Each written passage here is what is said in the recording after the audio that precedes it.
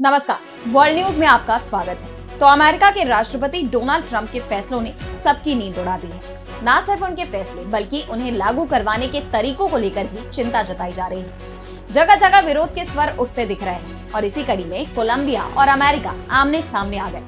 लेकिन ट्रंप अपने फैसलों से पीछे हटने को तैयार नहीं दिख रहे हैं। वहीं उनके गजा प्लान पर भी हमास ने पानी फेर दिया है। तो क्या ट्रंप के फैसलों से दूसरे देशों के साथ अमेरिका के रिश्तों में बढ़ेगा तनाव? इस पर हम करेंगे विस्तार से चर्चा। लेकिन आइए जरा उन खबरों को भी देख लें जिन पर आगे होगी बात। क्या बांग्लादेश में फिर होगा तख्ता पलट? संकट में यूनुस सरकार। दक्षिण कोरिया के राष्ट्रपति योल को मिल सकती है कठोर सजा, आरोप पत्र दायर। और चलते चलते में देखेंगे नॉर्वे के 5 स्टार जेल को। तो अमेरिका की सत्ता में बदलाव के साथ ही देश दुनिया में हड़कंप मच गया है। जिस तरह से डोनाल्ड ट्रंप एक के बाद एक एक्शन लेते दिख रहे हैं, अवैध प्रवासियों को लेकर खासकर उनका रुख बेहद सख्त दिख रहा है। ऐसे में कई देश अब ट्रंप को तीखे तेवर दिखा रहे हैं। बीते दिन आपने देखा कि कैसे मेक्सिको ने प्रवासियों से भरी प्लेन अपने देश में उतारने से इनकार कर दिया था। और अब कोलंबिया के साथ तो मानो सैंक्शन वॉर छिड़ गई है। दरअसल ट्रंप ने अमेरिका में रह रहे कोलंबियाई नागरिकों को 2 विमानों में भरकर कोलंबिया भेज दिया। लेकिन कोलंबिया ने इन विमानों को लैंडिंग की इजाजत नहीं दी, जिसके बाद राष्ट्रपति ट्रंप भड़क गए और उन्होंने कोलंबिया पर एक्शन लेते हुए कई सैंक्शन लगा दिए। लेकिन ट्रंप के फैसलों के आगे कोलंबिया भी नहीं झुका। उसने भी ट्रंप को आंख दिखाते हुए अमेरिका के खिलाफ 25% टैरिफ का ऐलान कर दिया, जिस पर अमेरिकी राष्ट्रपति आग बबूला हो गए और कोलंबिया पर तमाम अन्य सैंक्शन लगाने की घोषणा कर दी। ट्रंप ने कोलंबियाई अधिकारियों का वीजा रद्द करने और तत्काल ट्रैवल बैन लगाने का आदेश दिया। इसके साथ ही कोलंबिया के सत्ताधारी दल के सभी सदस्यों और समर्थकों पर भी वीजा प्रतिबंध लगा दिया। ट्रंप यही नहीं रुके, उन्होंने कहा कि ये तो केवल शुरुआत है। हम कोलंबिया सरकार की तरफ से नियमों के उल्लंघन को बर्दाश्त नहीं करेंगे। उन्होंने अगले हफ्ते से 25% टैरिफ को बढ़ाकर 50% करने का ऐलान कर दिया। ट्रंप के ताबड़तोड़ फैसलों से आखिरकार कोलंबिया बैकफुट पर आ गया और अब राष्ट्रपति गुस्तावो पेट्रो ने स्थिति को संभालने के लिए कोलंबियाई नागरिकों की सम्मानजनक वापसी के लिए स्पेशल फ्लाइट के इंतजाम किए हैं। लेकिन ट्रंप के रवैये ने तमाम देशों को चिंता में डाल दिया है, क्योंकि ये साफ हो गया है कि अपने फैसले को पूरा करने के लिए ट्रंप किसी भी हद तक जा सकते हैं। ऐसे में हिंदुस्तान भी टेंशन में नजर आ रहा है, क्योंकि अमेरिका में हिंदुस्तानी प्रवासियों की संख्या काफी ज्यादा है। आंकड़ों की माने तो तीसरे नंबर पर सबसे ज्यादा हिंदुस्तानी प्रवासी हैं। अवैध प्रवासियों पर ट्रंप के रुख को लेकर सवाल उठ रहे हैं कि क्या दूसरे देशों के साथ अमेरिका के रिश्तों में तनाव बढ़ने वाला है?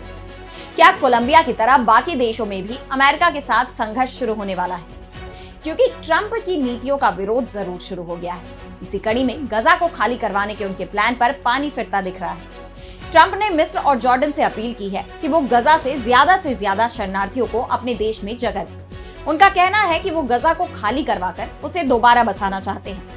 लेकिन जिस तरह से वो इजराइल समर्थक बने हुए हैं, ऐसे में उनकी मंशा पर सवाल उठ रहे हैं। और अब फिलिस्तीन ने ट्रंप के इस प्रस्ताव को सिरे से खारिज कर दिया है।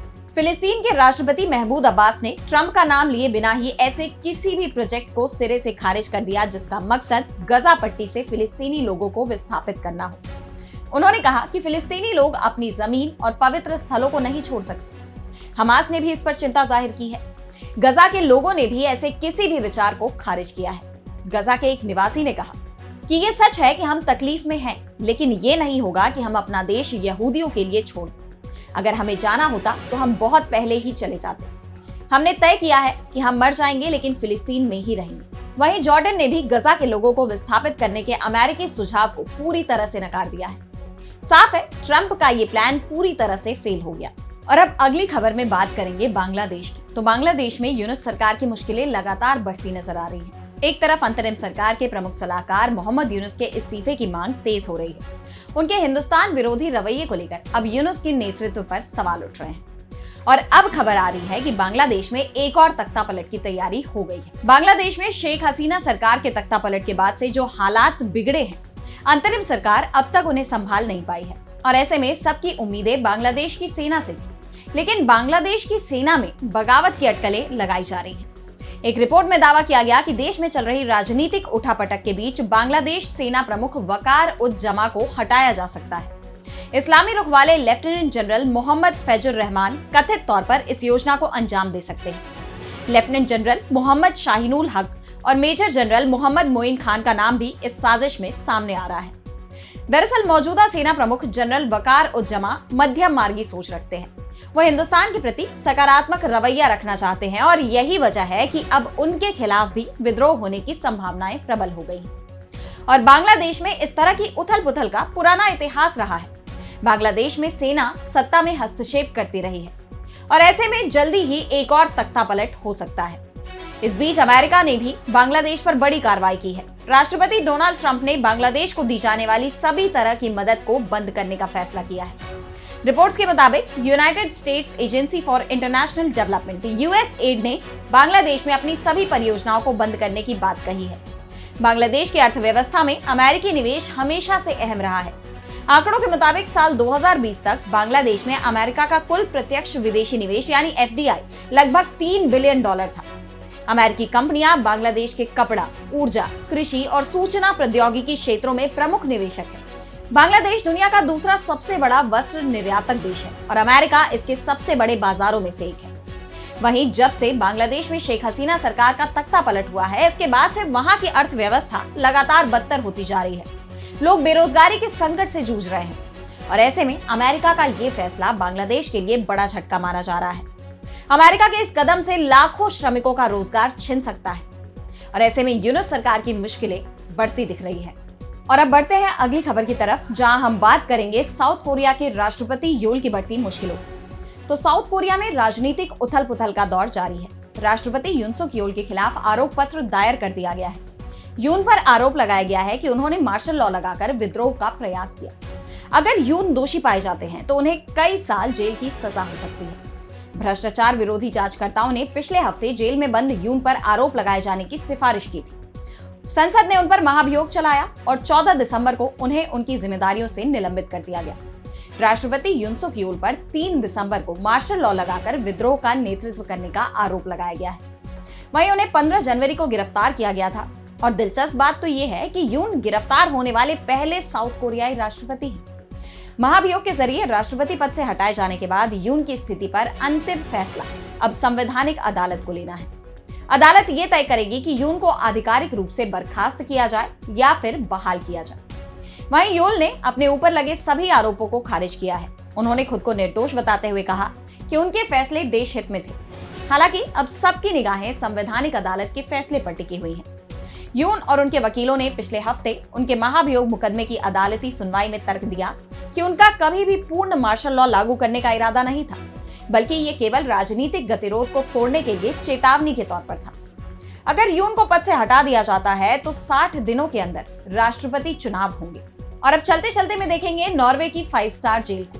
तो जेल शब्द को सुनते ही सभी के जहन में एक तस्वीर सामने आती है, जिसमें एक गंदे से कमरे में गंदा कपड़ा, खराब खाना, अंधेरे कमरे जैसी तस्वीरें सामने आती हैं। लेकिन सोशल मीडिया पर जेल की कुछ ऐसी तस्वीरें और वीडियो काफी ज्यादा वायरल हो रही हैं, जिसे देखकर लोग बोल रहे हैं कि अगर जेल ऐसा होता है तो हम अपराधी बनने के लिए तैयार हैं। दरअसल वायरल हो रहे वीडियो में दुनिया के कुछ देशों की जेलों से जुड़ी हुई जानकारी दी गई है। शुरुआत में तो क्यूबा की जेल दिखाई गई, जो बहुत ही बुरी स्थिति में है।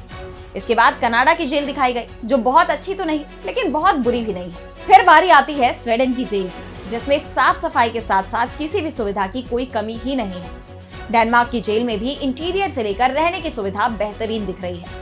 और फिर बात आती है नॉर्वे की जेल की, जो 5 स्टार होटल के कमरे से कम नहीं है। जबकि स्विट्जरलैंड की जेल देखने के बाद तो लोगों ने तय कर लिया कि रिटायरमेंट प्लान के तौर पर अपराध करके यहाँ की जेल में रहना बेहतरीन आइडिया है। और यही नहीं, इनमें से कुछ जेलों में कैदियों के परिवार उनके साथ भी रह सकते हैं, जिससे वीकेंड में माहौल काफी खुशनुमा हो जाता है।